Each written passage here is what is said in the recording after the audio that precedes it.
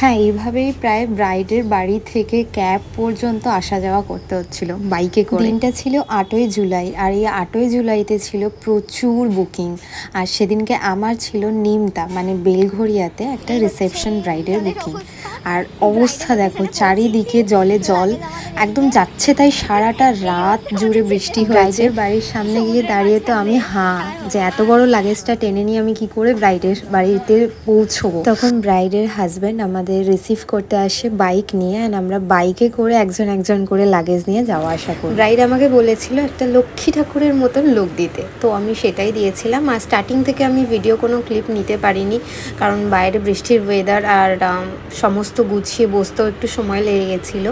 তাই লাস্টের দিকে কয়েকটা ক্লিপ নিয়েছি, সেটাই আমি তোমাদের সাথে শেয়ার করছি। হেয়ার স্টাইলটা কেমন লাগলো আর লুকটা কেমন লাগলো তোমরা কিন্তু অবশ্যই আমাকে কমেন্টে জানিও। আপকামিং সিজনের বুকিং কিন্তু আমার চলছে। যারা 2025 এবং 2026-এ বুকিং করতে চাইছো তারা কিন্তু নিচে দেওয়া নাম্বারে চটজলদি কন্ট্যাক্ট করে নিয়ে বুকিং করে রাখতে পারো।